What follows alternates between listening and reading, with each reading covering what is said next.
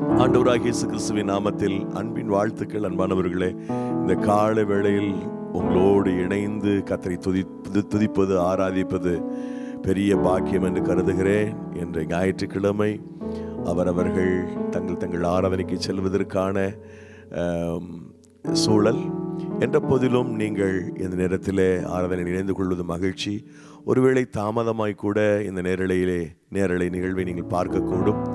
So எப்படியோ நீங்கள் எங்களோடு இணைந்து கர்த்தரை ஆராதிப்பதற்கு இந்த நேரத்தை கர்த்தர் கொடுத்திருக்கிறார். நாம் அனைவரும் சேர்ந்து நாம் கர்த்தரை துதித்து பாடப்போகிறோம். பழைய பாடல் அது, காலை நேர இன்ப ஜெப தியானமே.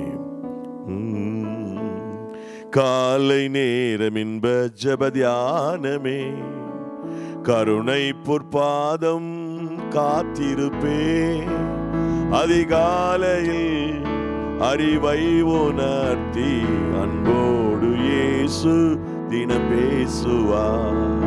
அதிகாலையில் அறிவை உணர்த்தி அன்போடு இயேசு தினம் பேசுவார். எல்லாரும் சேர்ந்து சொல்லுவோமா? எல்லாரும் சேர்ந்து அவரவர் வீட்டில் இருந்து உற்சாகமாக கர்த்தரை துதித்து பாடி ஆமென். காலை நேரம் இந்த ஜெப தியானமே, கருணை பொற்பாதம் காத்திருப்பே, அதிகாலையில் அறிவை உணர்த்தி அன்போடு இயேசு தினம் பேசுவார். அதிகாலையில் அறிவை உணர்த்தி அன்போடு இயேசு தினம் பேசுவார். காலை நேரம் இன்ப ஜெப தியானமே, எஜமானியம் இயேசு முகம் தேடுவே, என் கண்கட்டாவின் கரம் நோக்குமே. எஜமானியம் இயேசு முகம் தேடுவே, என் கண்கட்டாவின் கரம் நோக்குமே. எனக்கு ஒத்தாசை அவரால் கிடைக்கும், என்னை அழைத்தார் அவர் சேவைக்கே. எனக்கு ஒத்தாசை அவரால் கிடைக்கும், என்னை அழைத்தார் அவர் சேவைக்கே. காலை நேரம் இன்ப ஜெப தியானமே, கருணை பொற்பாதம் காத்திருப்பே, அதிகாலையில் அறிவை உணர்த்தி அன்போடு இயேசு தினம் பேசுவார். அதிகாலையில் அறிவை உணர்த்தி அன்போடு இயேசு தினம் பேசுவார். காலை நேரம் இன்ப ஜெப தியானமே, பல தீமை நிறைந்த மொழிகள் உண்மை, பொய்யாய் சொன்னாலும் களி கூறுவாய். பல தீமை நிறைந்த மொழிகள் உண்மை, பொய்யாய் சொன்னாலும் களி கூறுவாய். இதுவே உன் பாக்கியம் என் இயேசு சொன்னார், இந்த மெய்வாக்கு நிறைவேறுதே. இதுவே உன் பாக்கியம் என் இயேசு சொன்னார், இந்த மெய்வாக்கு நிறைவேறுவே. காலை நேரம் இந்த ஜெப தியானமே, கருணை பொற்பாதம் காத்திருப்பே, அதிகாலையில் அறிவை உணர்த்தி அன்போடு இயேசு தினம் பேசுவார்.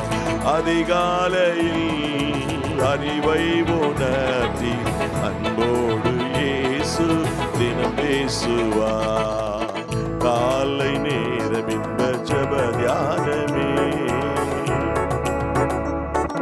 சிலுவை சுமந்தே அனுதினமே, சோராமல் என்பின் வாயென்றாரே. சிலுவை சுமந்தே அனுதினமே, சோராமல் என்பின் வாயென்றாரே. அவரோடு பாடு சகித்தாலுவேனே, ஆண்டாண்டு காலம் ஜெயமாகவே. அவரோடு பாடு சகித்தாழுவேனே, ஆண்டாண்டு காலம் ஜெயமாகவே. காலை நேரம் இந்த ஜெப தியானமே, கருணை பொற்பாதம் காத்திருப்பே. அதிகாலையில் அறிவை உணர்த்தி அன்போடு இயேசு தினம் பேசுவார். அதிகாலையில் அறிவை உணர்த்தி அன்போடு இயேசு தினம் பேசுவார். காலை நேரம் இன்ப ஜெப தியானமே, பறந்து புறா போல் சிறகடித்தே பாடி சென்றோ நான் இளைப்பாறுவேன். பறந்து புறா போல் சிறகடித்தே பாடி சென்றோ நான் இளைப்பாறுவேன். பரலோக வாசல் பரமசியோனே பூரித்து என்னை வரவேற்குதே. பரலோக வாசல் பரமசியோனே பூரித்து என்னை வரவேற்குதே. காலை நேரம் இன்ப ஜெப தியானமே, கருணை பொற்பாதம் காத்திருப்பே. அதிகாலையில் அறிவை உணர்த்தி அன்போடு இயேசு தினம் பேசுவார். அதிகாலையில் அறிவை உணர்த்தி அன்போடு இயேசு தினம் பேசுவார். காலை நேரம் இன்ப ஜெப தியானமே, பறந்து புறா போல் சிறகடித்தே பாடி சென்றோ நான் இளைப்பாறுவேன். பறந்து புறா போல் சிறகடித்தே பாடி சென்றோ நான் இளைப்பாறுவேன். பரலோக வாசல் பரமசியோனே பூரித்து என்னை வரவேற்குவே. பரலோக வாசல் பரமசியோனே பூரித்து என்னை வரவேற்குவே. காலை நேரம் இன்ப ஜெப தியானமே, கருணை பொற்பாதம் காத்திருப்பே. அதிகாலையில் அறிவை உணர்த்தி அன்போடு இயேசு தினம் பேசுவார். அதிகாலையில் அறிவை உணர்த்தி அன்போடு இயேசு தினம் பேசுவார். காலை நேரம் இன்ப ஜெப தியானமே. இன்பமான ஜெப நேரம் காலை நேரம். எண்ணிலடங்கா ஸ்தோத்திரம். பழைய பாடல் தான், அடிக்கடி நாம் பாடுகிற பாடல். எத்தனை முறை பாடினாலும் இந்த பாடலை பாடிக்கொண்டே இருக்கலாம். எண்ணிலடங்கா ஸ்தோத்திரம் தேவா என்றென்று நான் பாடுவேன். எண்ணிலடங்கா ஸ்தோத்திரம் தேவா என்றென்று நான் பாடுவேன். இந்நாள் வரை என் வாழ்விலே, இந்நாள் வரை என் வாழ்விலே நீ செய்த நன்மைக்கே எண்ணிலடங்கா ஸ்தோத்திரம் தேவா என்றென்று நான் பாடுவேன். எண்ணிலடங்கா ஸ்தோத்திரம் தேவா என்றென்று நான் பாடுவேன். இந்நாள் வரை என் வாழ்விலே, இந்நாள் வரை என் வாழ்விலே நீ செய்த நன்மைக்கே எண்ணிலடங்கா ஸ்தோத்திரம் தேவா என்றென்று நான் பாடுவேன்.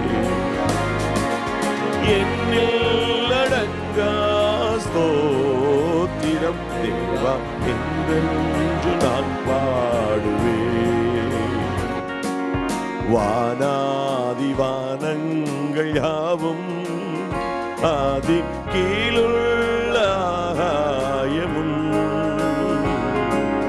வானாதி வானங்கள் யாவும் ஆதி கீழுள்ள ஆகாயமும், பூமியில் காண்கின்ற யாவும் கர்த்தா உமை போற்றுமே. எண்ணில் அடங்கா ஸ்தோத்திரம் தேவா என்றென்று நான் பாடுவேன். எண்ணில் அடங்கா ஸ்தோத்திரம் தேவா என்றென்று நான் பாடுவேன்.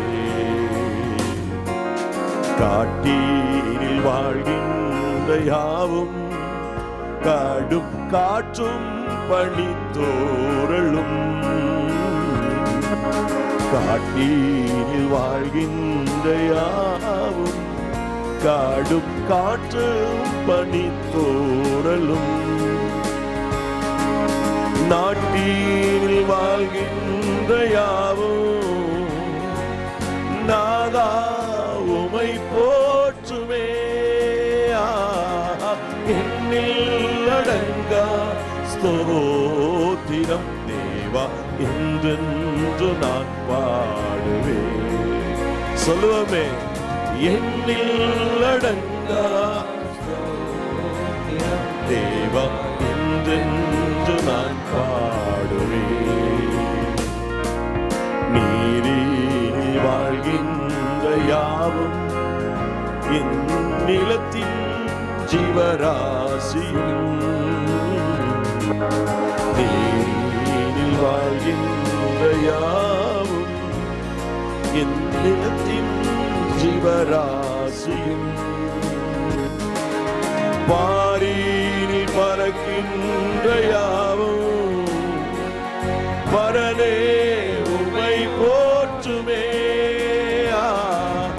எண்ணில் அடங்கா ஸ்தோத்திரம் தேவா என்றென்று நான் பாடுவேன். ஹல்லேலூயா. எண்ணில் அடங்கா ஸ்தோத்திரம் தேவா என்றென்று நான் பாடுவேன். வாழ வயதுள்ளோரும் மிகும் வயதால் முதிர்ந்தோர்களும், வாழ வயதுள்ளோரும் மிகும் வயதால் முதிர்ந்தோர்களும், பாலக தம்பாயினாலும் பாடி உமை போற்றுவாரே. எண்ணில் அடங்கா ஸ்தோத்திரம் தேவா என்றென்று நான் பாடுவேன். ஹல்லேலூயா. எண்ணில் அடங்கா ஸ்தோத்திரம் தேவா என்றென்று நான் பாடுவேன். இந்நாள் வரை என் வாழ்விலே, இந்நாள் வரை என் வாழ்விலே நீ செய்த நன்மைக்கே எண்ணில் அடங்கா ஸ்தோத்திரம் தேவா என்றென்று நான் பாடுவேன். ஹல்லேலூயா. எண்ணில் அடங்கா ஸ்தோத்திரம் தேவா என்றென்று நான் பாடுவேன். இந்நாள் வரை என் வாழ்விலே, இந்நாள் வரை என் வாழ்விலே நீ செய்த நன்மைக்கே எண்ணில் அடங்கா ஸ்தோத்திரம் தேவா என்றென்று நான் பாடுவேன். ஹல்லேலூயா. எண்ணில் அடங்கா ஸ்தோத்திரம் ஸ்தோத்திரம் தேவா என்றென்றும் நான் பாடுவேன். ஆமென், ஆமென். கர்த்தருக்கு மகிமை உண்டாவதாக. மகிமை மாட்சிமை நிறைந்தவரே. ரொம்ப பழைய பாடல் சொல்ல முடியாது, ஆனால் ஒரு காலத்தில் இந்த பாடல் எல்லா சபைகளிலும் மிக அதிகமாக பாடப்பட்டது. மகிமை மாட்சிமை நிறைந்தவரே, மகிழ்வுடன் தொழுதிடுவோம். சேர்ந்து சொல்லுவோம். மகிமை மாட்சிமை நிறைந்தவரே, மகிழ்வுடன் தொழுதிடுவோம். பரிசுத்த தேவனாம் இயேசுவை பணிந்தே தொழுகுவோம். பரிசுத்த தேவனாம் இயேசுவை பணிந்தே தொழுகுவோம். மகிமை மாட்சிமை நிறைந்தவரே, மகிழ்வுடன் தொழுதிடுவோம். உற்சாகமாய் சேர்ந்து பாடுவோம். மகிழ்வுடன் தொழுதிடுவோம். மகிமை மாட்சிமை நிறைந்தவரே, மகிழ்வுடன் தொழுதிடுவோம். உன்னத தேவ நீரே, ஞானம் நிறைந்தவரே.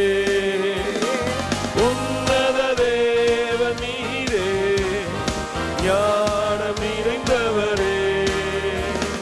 முழங்கால் யாவுமே பாரினி மடங்கிடுவே. உயர்ந்தவரே சிறந்தவரே என்று தொழுதிடுவோம். உயர்ந்தவரே சிறந்தவரே என்று தொழுதிடுவோம். மகிமை மாட்சிமை நிறைந்தவரே, மகிழ்வுடன் தொழுதிடுவோம். மகிமை மாட்சிமை நிறைந்தவரே, மகிழ்வுடன் தொழுதிடுவோம். ஒருவரும் சேரா ஒளியில் வாசம் செய்பவரே, ஒருவரும் சேரா வாசம் செய்பவரே.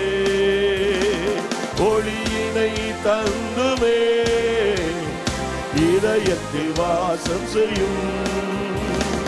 ஒளியினை தந்துமே இதயத்தில் வாசம் செய்யும். ஒளி நிறைவே அருள் நிறைவே என்று தொழுதிடுவோம். ஒளி நிறைவே அருள் நிறைவே என்று தொழுதிடுவோம்.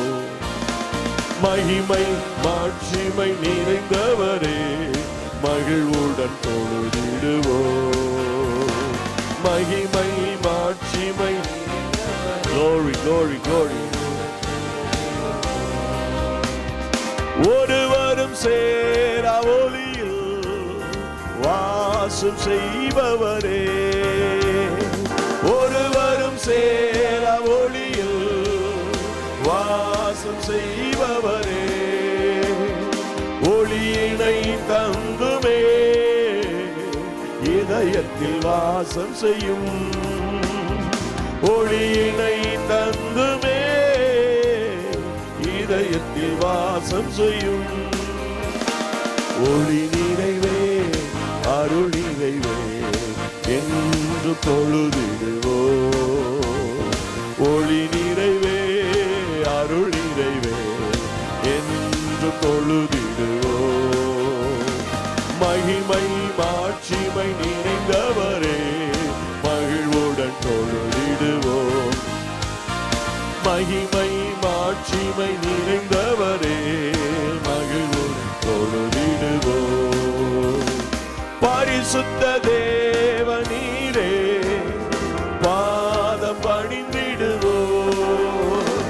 பரிசுத்த தேவ நீரே, பாதம் பணிந்திடுவோம். கழுவிய நிறுத்தினீரே, சத்திய தேவனீரே, கழுவிய நிறுத்தினீரே, சத்திய தேவனீரே, மகிமை செலுத்திய நாம் என்று தொழுதிடுவோம். கனமகிமை செலுத்திய நாம் என்று தொழுதிடுவோம். மகிமை மாட்சிமை நிறைந்தவரே, மகிழ்வுடன் தொழுதிடுவோம். மகிமை மாட்சிமை நிறைந்தவரே, மகிழ்வுடன் தொழுதிடுவோம். நித்திய தேவ நீரே, நீதி நிறைந்தவரே, அல்லேலூயா. நித்திய தேவ நீரே, நீதி நிறைந்தவரே, அடைக்கலமானவரே, அன்பு நிறைந்தவரே, அடைக்கலமானவரே, அன்பு நிறைந்தவரே, நல்லவரே வல்லவரே என்று தொழுதிடுவோம். நல்லவரே வல்லவரே என்று தொழுதிடுவோம். மகிமை மாட்சிமை நிறைந்தவரே, மகிழ்வுடன் தொழுதிடுவோம். மகிமை மாட்சிமை நிறைந்தவரே, மகிழ்வுடன் தொழுதிடுவோம்.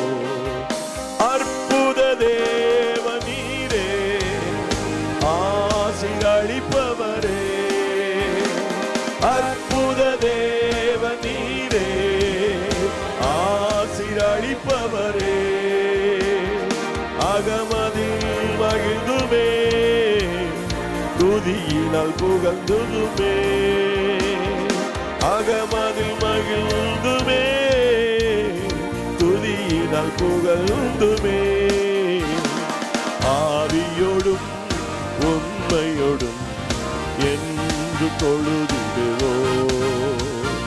ஆவியோடும் உண்மையோடும் என்று தொழுதிடுவோம். மகிமை மாட்சிமை நிறைந்தவரே, மகிழ்வுடன் தொழுதிடுவோம்.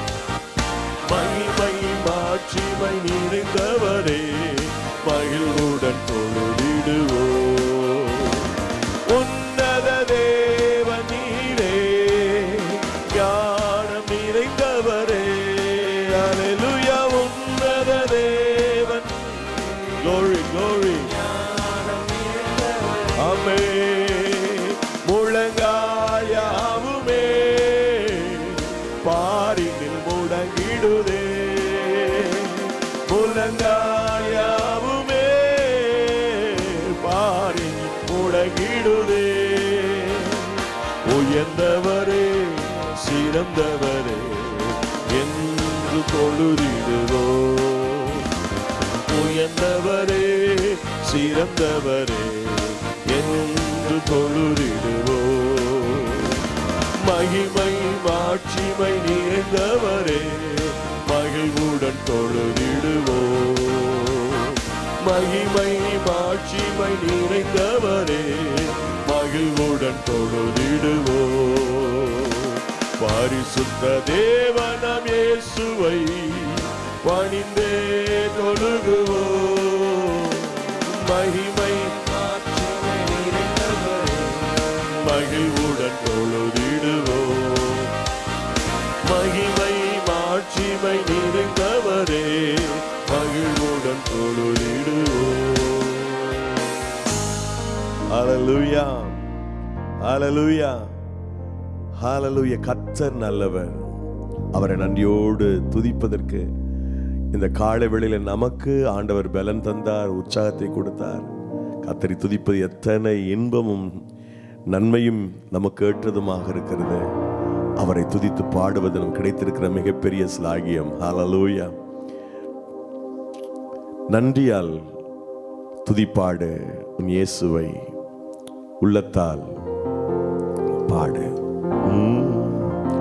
நன்றியால் துதிப்பாடு, நம் இயேசுவை உள்ளத்தால் என்றும் பாடு.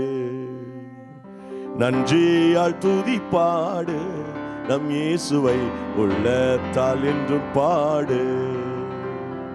வல்லவர் நல்லவர் போதுமானவர், வார்த்தையில் உண்மையுள்ளவர். வல்லவர் நல்லவர் போதுமானவர், வார்த்தையில் உண்மையுள்ளவர். நன்றியால் துதி பாடு, நம் இயேசுவை உள்ளத்தால் என்றும் பாடு. நன்றியால் துதி பாடு, நம் இயேசுவை உள்ளத்தால் என்றும் பாடு. எரிகோ மதிலும் முன்னே வந்தாலும் இயேசுவும் தன் முன்னே செல்கிறார். எரிகோ மதிலும் முன்னே வந்தாலும் இயேசுவும் தன் முன்னே செல்கிறார். கலங்கிடாதே திகைத்திடாதே, துதியினால் இடிந்து விழும். கலங்கிடாதே திகைத்திடாதே, துதியினால் இடிந்து விழும். நன்றியால் துதி பாடு, நம் இயேசுவை உள்ளத்தால் என்று பாடு. நன்றியால் துதி பாடு, நம் இயேசுவை உள்ளத்தால் என்று பாடு. செங்கடல் நம்மை சூழ்ந்து கொண்டாலும் சிலுவையின் நிழலுண்டு. செங்கடல் நம்மை சூழ்ந்து கொண்டாலும் சிலுவையின் நிழலுண்டு. பாடிடுவோம் துதித்திடுவோம், பாதைகள் கிடைத்து விடும். பாடிடுவோம் துதித்திடுவோம், பாதைகள் கிடைத்து விடும். நன்றியால் துதி பாடு, நம் இயேசுவை உள்ளத்தால் என்று பாடு. நன்றியால் துதி பாடு, நம் இயேசுவை உள்ளத்தால் என்று பாடு. கோலியாத் நம்மை எதிர்த்து வந்தாலும் கொஞ்சமும் பயம் வேண்டாம். கோலியாத் நம்மை எதிர்த்து வந்தாலும் கொஞ்சமும் பயம் வேண்டாம். இயேசு என்னும் நாமம் உண்டு, இன்றே ஜெயித்திடுவோம். இயேசு என்னும் நாமம் உண்டு, இன்றே ஜெயித்திடுவோம். நன்றியால் துதி பாடு, நம் இயேசுவை உள்ளத்தால் என்று பாடு. நன்றியால் துதி பாடு, நம் இயேசுவை உள்ளத்தால் என்று பாடு. துன்மார்க்க ஏதுவான வெறி கொள்ளாமல் தெய்வ பயத்தோடு என்றுமே. துன்மார்க்க ஏதுவான வெறி கொள்ளாமல் தெய்வ பயத்தோடு என்றுமே. ஆவியினால் உள்ளம் நிறைந்தே சங்கீத கீர்த்தனம் பாடு. ஆவியினால் என்றும் நிறைந்தே சங்கீத கீர்த்தனம் பாடு. நன்றியால் துதி பாடு, நம் இயேசுவை உள்ளத்தால் என்று பாடு. நன்றியால் துதி பாடு, நம் இயேசுவை உள்ளத்தால் என்று பாடு. சாரீரம் ஆத்துமா ஆவியினாலும் சோர்ந்து போகும் வேளையில் எல்லாம். சாரீரம் ஆத்துமா ஆவியினாலும் சோர்ந்து போகும் வேளையில் எல்லாம். துதி சத்தத்தால் உள்ளம் நிறைந்தால் தூயரின் பலன் கிடைக்கும். துதி சத்தத்தால் உள்ளம் நிறைந்தால் தூயரின் பலன் கிடைக்கும். நன்றியால் துதி பாடு, நம் இயேசுவை உள்ளத்தால் என்று பாடு. நன்றியால் துதி பாடு, நம் இயேசுவை உள்ளத்தால் என்று பாடு. நல்லவர் வல்லவர் போதுமானவர், வார்த்தையில் உண்மையுள்ளவர். வல்லவர், நல்லவர், போதுமானவர், வார்த்தையில் உண்மையுள்ளவர். நன்றியால் துதிப்பாடு, நம் இயேசுவை உள்ளத்தால் என்றும் பாடு. நன்றியால் துதிப்பாடு, நம் இயேசுவை உள்ளத்தால் என்றும் பாடு. நன்றியோடு துதிக்கிறோம்ப்பா. உம்முடைய அன்புக்காக ஸ்தோத்திரம், உம்முடைய அளவில்லாத கிருபைகளுக்காய் ஸ்தோத்திரம். இந்த காலவேளையில் உம்முடைய ஆண்டவரை கிருபையை நினைச்சு பார்க்கிறோம் ஆண்டவரே.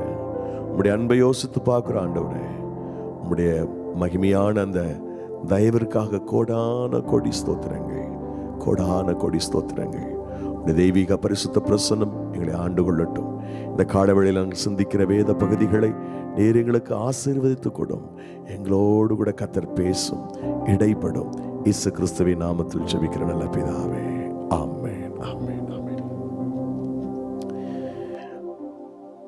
அன்பானவர்களே, தொடர்ந்து நாம் அப்போஸ்தலனாகிய பவுல் எபேசிய திருச்சபைக்காக செய்த ஜெபங்கள் என்ற தலைப்பிலே தொடர்ந்து நாம் சிந்தித்து வருகிறோம். அப்போஸ்தலர் நடபடிகள் புத்தகம் 20வது அதிகாரத்திலிருந்து இப்பொழுது நாம் தியானித்து வருகிறோம். நேற்றைய தினத்தில் நான் எல்லாவற்றையும் கொஞ்சம் ரிவைஸ் பண்ணி நான் உங்களுக்கு சொன்னேன். எபேசிய நிருபத்தில் ஏறத்தாழ 11 ஜெப விண்ணப்பங்கள் இருப்பதாக நாம் தியானித்து முடித்து விட்டோம். இப்பொழுது அப்போஸ்தலர் நடபடிகள் புத்தகம் 20வது அதிகாரத்தில் முதல் ஜெப விண்ணப்பம் மூப்பர்களுக்கு இருக்க வேண்டிய எச்சரிக்கை உணர்விற்காக அப்போஸ்தலனாகிய பவுல் மிலேத்துவிலே எபேசுவினுடைய எல்டர்ஸ் மூப்பர்களோடு வேண்டுதல் செய்தான். இரண்டாவது ஜெப விண்ணப்பம், இது முதலாவது ஜெப விண்ணப்பம் அப்போஸ்தலர் 20வது அதிகாரத்தின் 28வது வசனத்தில் இருக்கிறது. இரண்டாவது ஜெப விண்ணப்பம் அப்போஸ்தலர் 20:29வது வசனம், ஓநாய்களை குறித்து எச்சரிக்கையாயிருங்கள். அதாவது ஓநாய்கள் மந்தையிலே வருகிற ஓநாய்கள் 20:29 நாம் அதை வாசிக்கிறோம். இந்த மந்தையை தப்பவிடாத ஓநாய்கள் என்று சொல்லுகிற போது அது கள்ள தீர்க்கதரிசிகளை அடையாளம் காட்டுகிறது. கள்ள தீர்க்கதரிசிகள் அவர்கள் பொய்யான அற்புதங்களை, அடையாளங்களை நடப்பிப்பார்கள். அவர்கள் கூடுமானால் தெரிந்து கொள்ளப்பட்டவர்களை வஞ்சித்துக் கொள்வார்கள் என்று மத்திய 24:24 வாசிக்கிறோம். மத்திய 7ஆம் அதிகாரம் 16, 17, 18 வசனங்களில் வாசிக்கும் போது கள்ள தீர்க்கதரிசிகளை குறித்து 15லேருந்து வாசிக்கிற போது 7:15 வாசித்தீங்கன்னா, கள்ளத்துக்கு எச்சரிக்கையாருங்கள், அவர்கள் ஆட்டுத்தொலை போத்துக்கொண்டு இடத்தில் வருவார்கள், உள்ளத்திலோ அவர்கள் பட்சிக்கிற ஓநாய்கள் என்று ஆரம்பிக்கிறது. மூன்றாவது ஜெப விண்ணப்பம் எதற்காகன்னு சொன்னால், தப்பறையான உபதேசங்களை போதிக்கிறவர்கள், தவறான மாறுபாடானவைகளை பேசுகிறவர்கள், இவர்கள் கள்ள போதகன்மார். முதல்ல பார்க்குற ஓநாய்ன்னு சொன்னது கள்ள தீர்க்கதரிசிகள். இவர்கள் கள்ள போதகன்மார், தவறான போதனைகளை, தப்பறையான போதனைகளை கொண்டு மக்களை வஞ்சிக்கிறவர்கள், தேவனால் தெரிந்து கொள்ளப்பட்ட மக்களை வஞ்சிக்கிறவர்கள். அவர்களுக்காக அப்படிப்பட்ட நபர்கள் சபை வஞ்சித்து விடக்கூடாது என்பதற்காக அவன் ஜெபித்திருக்கிறான். இந்த ஜெபங்கள் மேற்கண்ட 2 ஜெப குறிப்புகள், அதாவது கள்ள தீர்க்கதரிசிகள் மூலமாகவும் கள்ள போதகர் மூலமாகவும் ஜனங்கள் வஞ்சிக்கப்படாமல் இருக்க வேண்டும் என்று ஜெபித்த ஜெபத்தினால்தான் பிற்காலங்களிலே அது அப்படி எதுவும் நடக்கவில்லை என்ற அர்த்தத்தோடு கூட பத்முத்துவிலே யோவான் இருந்தபோது அவனுக்கு கர்த்தர் வெளிப்படுத்தினார். எப்படி என்றால், அப்போஸ்தலர் அல்லாதவர்கள் அவர்கள் அப்போஸ்தலர் இல்லை என்று சோதித்து கண்டறிந்ததையும், அவங்கள பொய்யர் என்று கண்டறிந்ததையும் நான் அறிந்திருக்கிறேன் என்று கர்த்தர் சொல்றார். இது கள்ள தீர்க்கதரிசிகள். அப்போஸ்தலர் என்ற பதம் பயன்படுத்தப்பட்டிருக்கிறது. அப்போஸ்தலர்கள் அற்புதங்களால், அடையாளங்களால் தங்களுடைய அழைப்பை உறுதிப்படுத்துகிறவர்கள். இவர்கள் என்ன செய்வார்கள்? கள்ள தீர்க்கதரிசிகள் அப்போஸ்தலரை போல தங்களை உருவகப்படுத்தி காண்பித்து பொய்யான அற்புத அடையாளங்களை செய்வார்கள். அவ்விதமாக கள்ள தீர்க்கதரிசிகளினால் எபேசு சபை வஞ்சிக்கப்படவில்லை என்று வெளிப்படுத்தின விசேஷம் 2வது அதிகாரம் 2வது அதிகாரத்தின் 2-3 வசனங்களிலே வாசிக்க முடியும்.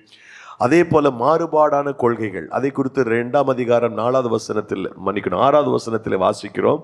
நான் வெறுக்கிற நிக்கோலாய் மதஸ்தரை நீயும் வெறுக்கிறாய் என்று கர்த்தர் பேசுகிறார். அப்போ மாறுபாடான அந்த சத்தியத்திற்கும் இந்த சபை பாதுகாக்கப்பட்டது. இந்த மாதிரி சபை பாதுகாக்கப்பட்டதற்கான காரணம் என்னன்னு கேட்டா, அப்போஸ்தலனாகிய பவுல் இந்த மிலேத்துவிலே எபேசிய மூப்பர்களோடு சேர்ந்து செய்த ஜெபம்தான் அதற்கு காரணம். 3 ஜெப விண்ணப்பங்களை நாம் பார்த்தோம். அதுக்கு அடுத்தபடியாக அவர் சொன்ன புத்திமதிகளை நினைத்து கொள்ள வேண்டும் என்று ஜெபித்தார். வசனம் 30 மன்னிக்கணும், வசனம் 31 நாம் அதை வாசிக்கிறோம், புத்திமதிகளை நினைக்க வேண்டும் என்று. 32வது வசனத்திலே பக்தி விருத்தி அடைய வேண்டும் என்று ஜெபித்தார். அப்போஸ்தலர் நடபடிகள் புஸ்தகம் 20ஆம் அதிகாரம் 32 சபையானது பக்தி விருத்தி அடைய வேண்டும் என்று அவர் ஜெபிக்கிறார். இன்றைக்கு நான் நினைக்கிறேன் இது 5வது குறிப்பா. முதல் குறிப்பு 28 வருகிறது, எச்சரிக்கை உணர்வு இருக்கணும். 29 கொடிதான ஓநாய்கள் கழுக்கதில் காத்துக்கொள்ளணும். 30 3வது குறிப்பு, மாறுபாடன் தவறான உபதேசங்களை பேசுகிறவர்களுக்கு விலக்கி பாதுகாத்து கொள்ளணும். 31 புத்திமதிகளை நினைத்துக்கிறது 4வது ஜெப விண்ணப்பம். 5வது ஜெப விண்ணப்பத்தை நேற்றைக்கு நாம் பார்த்தோம். அது என்ன ஜெப விண்ணப்பம்னு கேட்டா, பக்தி விருத்தி உண்டாக்க வேண்டும் என்று ஜெபித்தார். இப்போ அந்த 32வது வசனத்தில் இன்னொரு காரியம் இருக்கு பாருங்க. அனைவருக்குள்ளும் பரிசுத்தமாக்கப்பட்ட அனைவருக்குள்ளும் உங்களுக்கு சுதந்திரத்தை கொடுக்க வல்லவராயிருக்கிற தேவனுடைய கிருபையுள்ள வசனத்திற்கு உங்களை ஒப்புக் கொடுக்கிறேன். அதாவது பரிசுத்தவான்கள் அனைவருக்குள்ளும் நமக்கு சுதந்திரம் கிடைக்கணும், அதை நம்ம மிஸ் பண்ணிடக்கூடாது அப்படின்றதுக்காக அவர் ஜெபிக்கிறார். கொலோசையர் புஸ்தகம் 1வது அதிகாரம் 12வது வசனத்தை நீங்கள் திருப்பிக் கொள்ளுங்கள். கொலோசிய சபைக்கு அப்போஸ்தலனாகிய பவுல் எழுதுகிற போது இதை அவன் மேற்கோள் காட்டுகிறான். இதை இந்த எபேசு சபைக்கு சொன்ன காரியங்களை அங்கே சொல்லுகிறதை நாம் பார்க்கிறோம். ஒளியில் உள்ள பரிசுத்தவான்களுடைய சுதந்திரத்தில் பங்கடைவதற்கு நம்மை தகுதியுள்ளவர்களாக ஆண்டவர் மாற்றினார் என்று அங்கே நாம் வாசிக்கிறோம். அன்பிற்குரியவர்களே, நாம் ரொம்ப கவனமாக நாம் பார்க்கணும். நம்மை சுதந்திரிக்கும்படிக்கு கர்த்தர் நம்மை அழைத்திருக்கிறார். ஹல்லேலூயா.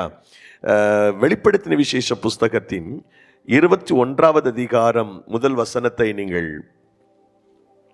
பார்க்கலாம். ரெவலேஷன் சாப்டர் 21 verse number 7 21:7 ஜெயங்கொள்ளுகிறவன் எல்லாவற்றையும் அப்படின்னா நிறைய இருக்குது, சுதந்திரிப்பதற்கு நிறைய காரியங்கள் இருக்குது. எல்லாவற்றையும் அவன் சுதந்திரித்துக் கொள்ளுகிறான். முதலாவது கிருபை இருந்தால் தான் நித்திய ராஜ்யத்துக்கு போக முடியும். முதலாவது எல்லாவற்றையும் சுதந்திரித்துக் கொள்ளுகிறான். அது பரிசுத்தவான்களுக்கென்று கர்த்தர் வச்சிருக்கிற சுதந்திரம். அந்த சுதந்திரத்திலே நாம் பங்கடைய வேண்டும் என்று அப்போஸ்தலனாகிய பவுல் ஜெபிக்கிறார். அப்படி ஜெபம் பண்ணும் பொழுது முதல்ல நம்ம சுதந்திரம்னு பார்த்தோம்னு சொன்னா, எது சுதந்திரம் என்றால், எதை சுதந்திரிக்கிறான் சொன்னால் கிருபையை அவன் சுதந்திரிக்கிறான். 7வது வசனம், அந்தப்படி புருஷர்களே மனைவியானவள் பலவீன பாண்டமாயிருக்கிறபடியினால் உங்கள் ஜெபங்களுக்கு தடை வராதபடிக்கு நீங்கள் விவேகத்தோடு அவர்களுடனே வாழ்ந்து உங்களுடனே கூட அவர்களும் நித்திய ஜீவனாகிய கிருபையை சுதந்திரித்துக் கொள்கிறவர்களான கிருபையை சுதந்திரித்து நித்திய ஜீவனாகிய கிருபை என்று சொல்கிறார். அந்த நித்திய ஜீவனுக்குள்ள பிரவேசிக்கிறதே ஆண்டவருடைய கிருபை இருந்தால் தான் நம்ம பிரவேசிக்க முடியும் இல்லையா? நித்திய ஜீவனாகிய கிருபையை சுதந்திரிக்க வேண்டும் என்று சொல்லுகிறார். ஹல்லேலூயா. யாக்கோபு 2:5 என்ன எழுதியிருக்கிறது பாருங்க. என் பிரியமான சகோதரரே கேளுங்கள், தேவன் இவ்வுலகத்தின் தரித்திரரை விசுவாசத்தில் ஐஸ்வர்யவான்களாகவும் தம்மிடத்தில் அன்பு கூறுகிறவர்களுக்கு தாம் வாக்குத்தத்தம் பண்ணின ராஜ்யத்தை நித்திய ராஜ்யத்தை சுதந்திரித்துக் கொள்வதற்குரிய அந்த பாக்கியத்தை கர்த்தர் நமக்கு தருகிறார். நாம் எல்லாவற்றையும் சுதந்திரித்துக் கொள்வான் என்று சொன்னால், கிருபையாகிய முதல்ல என்ன வாசிச்சோம்? 1 பேதுரு 3:7 அவர்களும் நித்திய ஜீவனாகிய கிருபை. இங்க வாக்குத்தத்தம் பண்ணப்பட்ட நித்திய ஜீவனை சுதந்திரித்துக் கொள்ளும்படி கர்த்தர் உதவி செய்கிறார். இதையெல்லாம் நம்ம சுதந்திரித்துக் கொள்வோம். அதன் பிறகு இந்த பூமியில இருக்கும் பொழுதே ஆசீர்வாதத்தை நாம் சுதந்திரித்துக் கொள்வோமா? 1 பேதுரு புஸ்தகம் 3:9 என்ன எழுதியிருக்கிறது? 1 பேதுரு 3:9 என்ன எழுதியிருக்கு பாருங்க. தீமைக்கு தீமையையும் உதாசனத்துக்கு உதாசனத்தையும் சரி கட்டாமல் அதற்கு பதிலாக நீங்கள் ஆசீர்வாதத்தை சுதந்திரித்துக் கொள்ளும்படி ஆசீர்வாதத்தை நான் சுதந்திரித்துக் கொள்ளும்படி கர்த்தர் அழைத்திருக்கிறார். எபிரேயர் புஸ்தகம் 12ஆம் அதிகாரம் 17வது வசனத்திலே நான் வாசிக்கின்ற போது, ஏனென்றால் பிற்பாடு அவன் ஆசீர்வாதத்தை சுதந்திரித்துக் கொள்ள விரும்பியும் ஆகாதவன் என்று தள்ளப்பட்டதை அறிவீர்கள். யாக்கோவை பற்றி நிழலாட்டமாய் சொல்லப்பட்ட விஷயம். ஆசீர்வாதத்தை சுதந்திரிக்கும்படி கர்த்தர் என்னை அழைத்திருக்கிறார். ஆசீர்வாதத்தை பெற்றுக்கொள்ளும்படி கர்த்தர் அந்த சுதந்திரத்தை, ஆசீர்வாதம் என்கிற சுதந்திரத்தை நான் அனுபவிக்கும்படி கர்த்தர் என்னை அழைத்திருக்கிறார். எல்லாவற்றுக்கும் மேலாக அன்பிற்குரியவர்களே, அந்த எல்லா சுதந்திரத்தையும் பெற்றுக்கொள்வார். ஜெயம் கொள்ளுகிறவன் எல்லா சுதந்திரத்தையும் அடைவான்னு சொன்னா, ரட்சிப்பு தான் எல்லாத்துக்கும் முதல்ல. அதுக்கு பிறகுதான் ரட்சிப்பு கிடைக்கலைன்னா நம்ம நித்திய ஜீவனை பெற முடியாது. எபிரேயர் புஸ்தகம் 1 அதிகாரம் 14வது வசனத்தை வாசிக்க கேட்போம். ரட்சிப்பை சுதந்திரிக்க போகிறவர்கள் நிமித்தமாக ஊழியம் செய்யும்படிக்கு அவர்கள் எல்லாரும் அனுப்பப்படும் பணிவிடை ஆவிகளாய் இருக்கிறார்கள். ரட்சிப்பை சுதந்திரிக்க போகிற நிமித்தமாக ரட்சிப்பை நாம் சுதந்திரிப்போம். இப்போ கீழேந்து போகலாம். ரட்சிப்பு, ஆசீர்வாதம், நித்திய ஜீவன், இந்த மூன்றையும் நாம் சுதந்திரிப்போம் அப்படின்னு பைபிள் சொல்லுது. எல்லா சுதந்திரத்தையும் பெற்றுக்கொள்வார்கள். பரிசுத்தவான்களிடத்தில் இருக்கிற சுதந்திரம். இப்போ நீங்க அப்போஸ்தலர்கள் புஸ்தகம் 20:32 உடைய வேதாகமத்தை திருப்புங்கள். ஆக்ட்ஸ் சாப்டர் 20 verse number 32 நீங்க பாருங்க. அங்க என்ன எழுதி இருக்குது பாருங்க. பரிசுத்தமாக்கப்பட்ட அனைவருக்குள்ளும் உங்களுக்கு சுதந்திரத்தை கொடுக்கவும். பரிசுத்தமாக்கப்பட்ட அனைவருக்குள்ளும் உங்களுக்கு சுதந்திரம். என்னெல்லாம் சுதந்திரம்? ரட்சிப்பு என்கிற சுதந்திரம், ஆசீர்வாதம் என்கிற சுதந்திரம், நித்திய ஜீவன் என்ற சுதந்திரம். இந்த சுதந்திரத்தை பெரும்படிக்கு அப்படின்னு எழுதியிருக்குது. பெரும்படிக்கு உங்களுக்கு சுதந்திரத்தை கொடுக்க வல்லவராயிருக்கிற தேவனுக்கும் அவருடைய கிருபையுள்ள வசனத்துக்கும் உங்களை ஒப்பு கொடுக்கிறேன். நம்மை அந்த சுதந்திரத்துக்குள்ள நடத்துவது கர்த்தருடைய வசனம்தான். சரி, அப்படின்னா கர்த்தருடைய வசனம் என்ன சொல்லுகிறது என்பதை ஒரு 10 குறிப்புகளிலே நான் சொல்ல விரும்புகிறேன். 10 குறிப்பு. என்னெல்லாம் செஞ்சா நம்ம சுதந்திரிக்க முடியும், அந்த தேவனுடைய உச்சிதங்களை, தேவனுடைய மேன்மைகளை நாம் சுதந்திரிப்பதற்கு என்னெல்லாம் செய்யணும். நம்பர் 1, முதலாவது நாம அவர் மேல் வைத்திருக்கிற விசுவாசம், நம்பிக்கை, அதுதான் நம்மை ஆண்டவரிடத்தில் கொண்டு போய் சேர்க்கும். எபிரேயர் 6:11 வாசிக்கலாம். எபிரேயர் 6:11.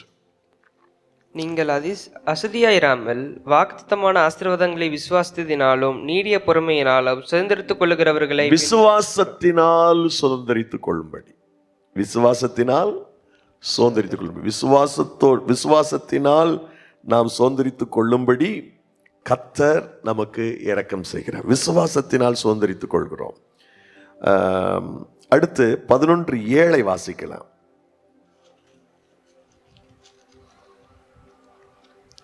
விசுவாசத்தினாலே நோவா தற்காலத்திலே காணாதவைகளை குறித்து தேவ எச்சரிப்பு பெற்று பயபக்தி உள்ளவனாகி தன் குடும்பத்தை ரட்சிப்பதற்கு, கீழே வாசிக்கலாம், விசுவாசத்தினால் உண்டாகும் நீதிக்கு சுதந்திரவாளியானான். நீதிக்கு சுதந்திரவாளியாக கர்த்தரை மாற்றினார். விசுவாசத்தினாலதான். இதுவும் கூட தீத்து புஸ்தகம் 3:6, தமது கிருபையினாலே நாம் நீதிமான்களாக்கப்பட்டு நித்திய ஜீவன் உண்டாகும் என்கிற நம்பிக்கையின்படி. விசுவாச நம்பிக்கை அடுத்தடுத்து வரக்கூடிய விஷயம்தான். நம்பிக்கையின்படி சுதந்திரராகத்தக்கதாக அப்படின்னு இருக்குது.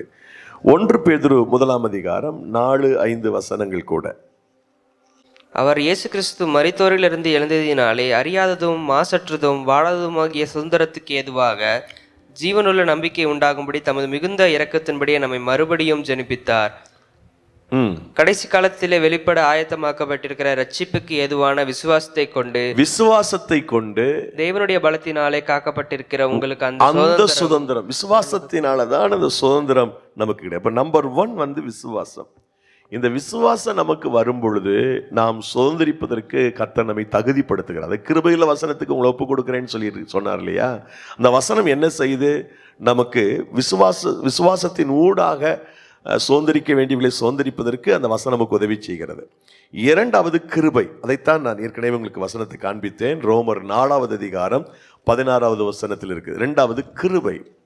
இந்த கிருபை நமக்கு சுதந்திரத்தை பெறுவதற்கு உதவி செய்யும். ஆதலால் சுதந்திரமானது கிருபையினாலே உண்டாயிருக்கும்படிக்கு அது விசுவாசத்தினாலே வருகிறது.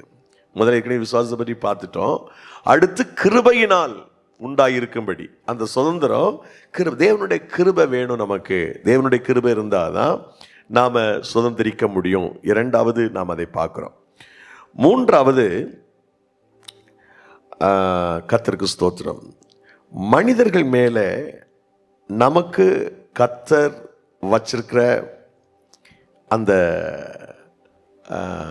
அன்பு, அந்த அன்பை சரியாக நீங்கள் நிறைவேற்றினீங்கன்னு சொன்னால், பிரியமானவர்களே, நாம் நிறைய ஆசீர்வாதங்களை சுதந்திரிக்க முடியும்.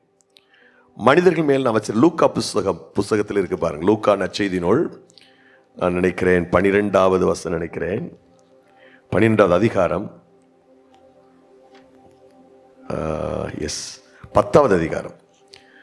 10வது அதிகாரம் 25 மற்றும் 26 வசனங்களை பார்க்கலாம். அப்பொழுது நியாயசாஸ்திரி ஒருவன் எழுந்திருந்து அவரை சோதிக்கும்படி, போதகரை, நித்திய ஜீவனை சுதந்திரத்துக் கொள்ளும்படிக்கு நான் என்ன செய்ய வேண்டும் என்று கேட்டான். அதற்கு அவர், நியாய பிரமாணத்தில் எனக்கு என்ன எழுதியிருக்கிறது, நீ விசுவாசித்திருக்கிறது என்ன என்றார். அவன் பிரதியுத்தரமாக, உன் தேவனாகிய கர்த்தரிடத்தில் உன் முழு இருதயத்தோடும், உன் முழு ஆத்துமாவோடும், உன் முழு பலத்தோடும், உன் முழு சிந்தையோடும் அன்பு கூர்ந்து, உன்னிடத்தில் அன்பு கூறுவது போல பிறனிடத்திலும் அன்பு கூறுவாயாக என்று எழுதியிருக்கிறது என்றான். அவர் அவனை நோக்கி, நிதானமாய் உத்தரவு சொன்னாய், அப்படியே செய், அப்பொழுது பிழைப்பாய் என்றார். அப்படின்னா ஒரு பக்கம் தேவனிடத்தில் அன்பு கூறணும், இன்னொரு பக்கம் மனுஷங்களிடத்தில் என்ன செய்யணும், அன்பு கூறணும். முதல்ல தேவனிடத்தில்.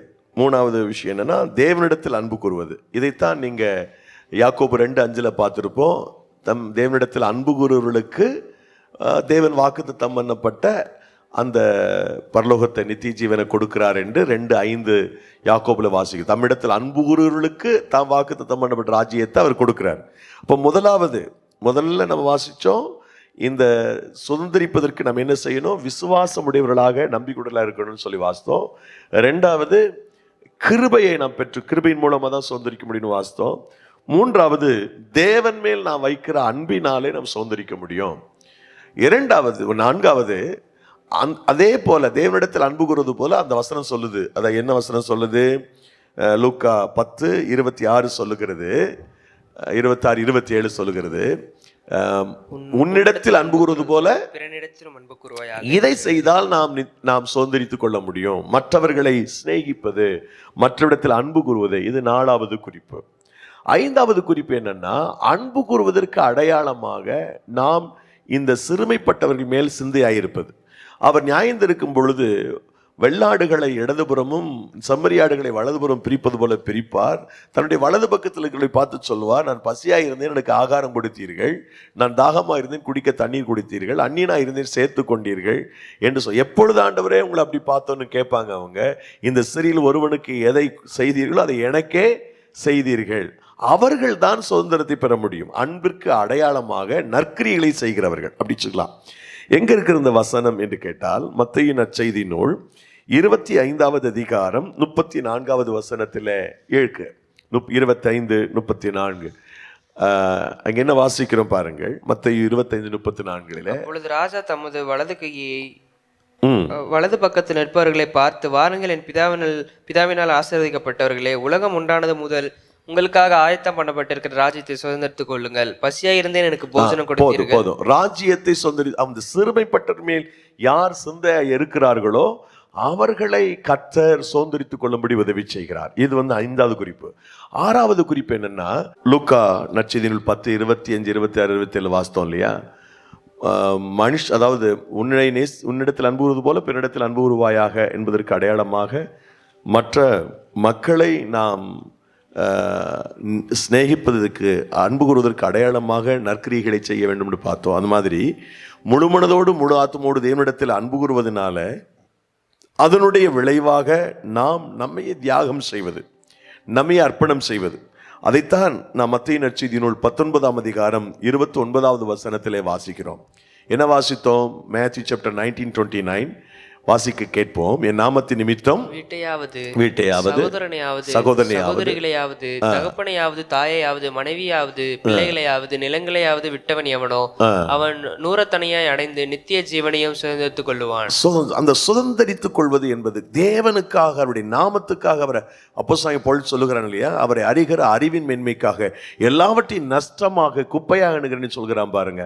அதுபோல நம்மை தியாகம் செய்வது, நம்மை விட்டு கொடுப்பது, எல்லாவற்றையும் இழப்பது. இதுக்கு முந்திரிய வசனத்தை நீங்க வாசித்து பார்த்தீங்கன்னா, பேதுரு கேட்ட கேள்விக்கு தான் அவர் பதில் சொல்கிறார். பேதுரு என்ன கேட்டார்? 1928 என்ன இருக்குது பார்த்தீங்கன்னா இருக்கும். அங்கே என்ன சொல்கிறாரு? அப்போஸ்தலனாகிய பேதுரு 19:28 அப்பொழுது பேதுரு அவரை நோக்கி, இதோ நாங்கள் எல்லாவற்றையும் விட்டு உம்மை பின்பற்றினோமே, எங்களுக்கு என்ன கிடைக்கும்? எங்களுக்கு என்ன கிடைக்கும்? எல்லாத்தையும் விட்டுட்டோமே, எங்களுக்கு என்ன கிடைக்கும்? எங்களுக்கு என்ன கிடைக்கும்? இதனால என்ன பெனிஃபிட்னு கேட்குறான். அவர் சொல்றாரு, நாமத்து நிமித்தம் எதெல்லாம் விட்டீங்களோ அதை எல்லாத்துக்கும் பதிலாக நீங்கள் பரலோக ராஜ்யத்தை சுதந்திரித்துக் கொள்வீர்கள், அங்கே உங்களுக்கு நித்தியமான ஆசீர்வாதங்கள் உண்டு என்று சொல்லுகிறார். இதே பேதுரு தான் கொஞ்சம் வளர்ந்த உடனே இது யோவான் 6:68 சொல்லுகிறார், நாங்கள் யாரிடத்தில் போவோம் ஆண்டவரே, நித்திய ஜீவ வசனங்கள் உம்மிடத்தில் உண்டே என்று அவர் சொல்லுகிறதை பார்க்கிறோம். என்ன கிடைக்குன்னு கேட்ட பேதுரு தான் கொஞ்சம் வளர்ந்த பிறகு சொல்றாரு, நாங்கள் எங்கப்பா போவோம், யார்கிட்ட போப்பா, உங்ககிட்ட நித்திய ஜீவ வசனங்கள் இருக்கிறது, இந்த வசனம் இருந்தா போதும், நாங்கள் பிழைச்சுக்குவோம் அப்படின்னு சொல்றான். ஆகவே அன்பிற்குரிய தேவனுடைய மக்களே, இந்த அருமையான நாளிலும் அருள்நாதர் இயேசு கிறிஸ்து நமக்கு பரிசுத்தவான்களிடத்தில் இருக்கிற சுதந்திரத்தை கொடுக்க வேண்டும் என்று பவுல் ஜெபித்தது போல, நாம் அந்த சுதந்திரத்தில் பங்கெடுப்பதற்கு ஆறாவதாக தேவனை நேசிப்பதற்கு அடையாளமாக நமக்குரிய காரியங்களிலே நம்மை தியாகத்தோடு அர்ப்பணிப்போம், பாடுகளை சகிப்போம், உபத்திரத்தின் ஊடாக கடந்து செல்வோம் தேவனுக்காக. அப்பொழுது நாம் பரிசுத்தவானிடத்தில் சுதந்திரத்தை நாம் அனுபவிக்க முடியும். இது ஆறாவது. ஏழாவதாக, தேவனை விட ஐஸ்வர்யத்தின் மேல நமக்கு நம்பிக்கை உண்டாகிற போது நாம் தேவனுடைய ராஜ்யத்தை சுதந்திரிக்க முடியாமல் போய்விடுகிறது. தேவனுடைய ராஜ்யத்தை சுதந்திரிக்க வேண்டுமானால் ஐஸ்வர்யத்தின் மேல எனக்கு இருக்கக்கூடிய நம்பிக்கை கீழே தான் இருக்கணும், மேலே வந்துடக்கூடாது.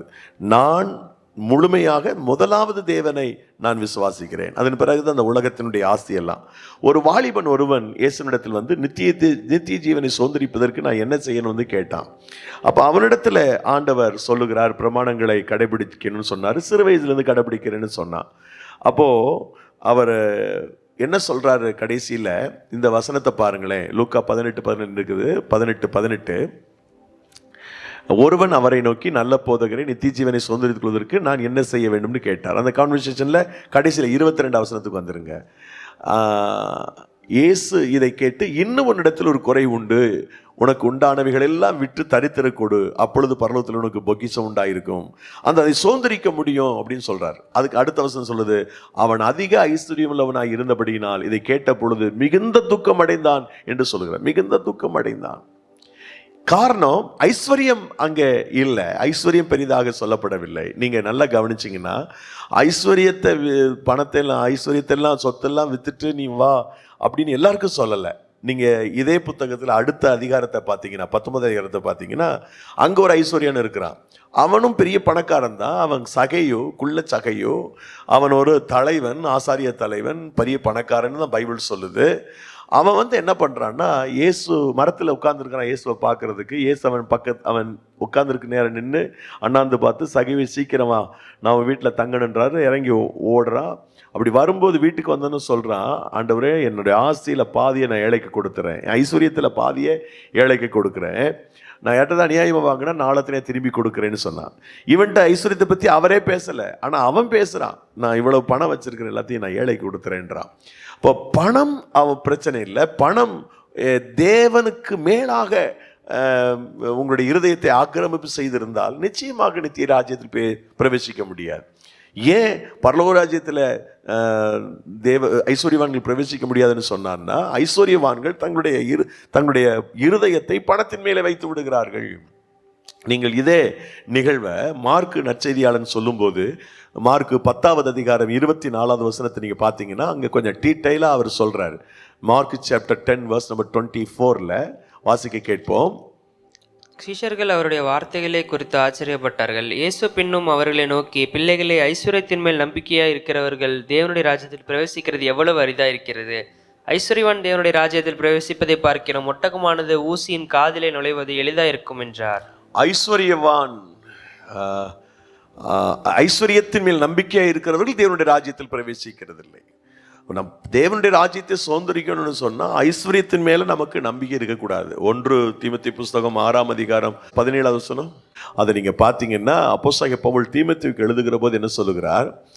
இவ்வுலகத்தில் ஐஸ்வர்யம் உள்ளவர்கள் இவ்வுலகத்தில் ஐஸ்வர்யம் உள்ளவர்கள் இருமாப்பான சிந்தை உள்ளவர்களாய் எருமாப்போ சிந்தை இருக்க கூடாது, நிலையற்ற நிலையற்ற ஐஸ்வர்யத்தில் நம்பிக்கை வைக்க கூடாது. ஐஸ்வர்யம் நமக்கு தேவைதான். இதைத்தான் சங்கீதக்காரர் 62:10 சொல்லுகிறான், ஐஸ்வர்யம் விருத்தியானால் உங்களுடைய இருதயத்தை அதன் மேல் வைக்காதிருங்கள் என்று சொல்லுகிறான். ஐஸ்வர்யம் விருத்தியாகும், விருத்தி அடையும் போது உங்களுடைய இருதயத்தை அதன் மேல வச்சிடாதீங்க. ஃபர்ஸ்ட் உங்களுக்கு இருக்க வேண்டியது கர்த்தர் தான். ஐஸ்வர்யங்கிறது செகண்டா இருக்கணும். முதல்ல நீங்க ஐஸ்வர்யத்தை வச்சீங்கன்னா நீங்க தேவராஜ்யத்தை சொந்தரிக்க முடியாது. பணம் தேவைதான் உலகத்தில் வாழ்வதற்கு, ஆனால் நான் பணத்தை முதலாவது உச்சரக்கூடாது. இது 7வது குறிப்பு, 7வது காரியங்கள்.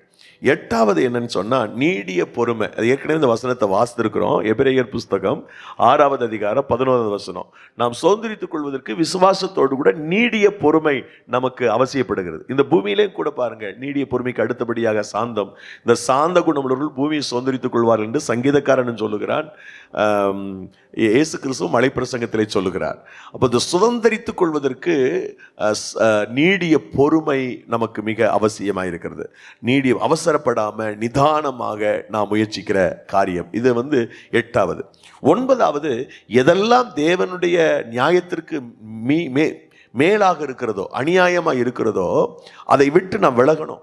அது எல்லாத்தையும் விட்டு விலகணும். ஏனென்றால் அநியாயக்காரர்கள் தேவனுடைய ராஜ்யத்தில் சுதந்திரிப்பதில்லை. மாம்சத்தினுடைய கிரியைகள் அதுக்கு உட்படுகிறவர்கள் தேவனுடைய ராஜ்யத்தில் பிரவேசிக்கிறதில்லை என்று நாம் வாசிக்கின்றோம்.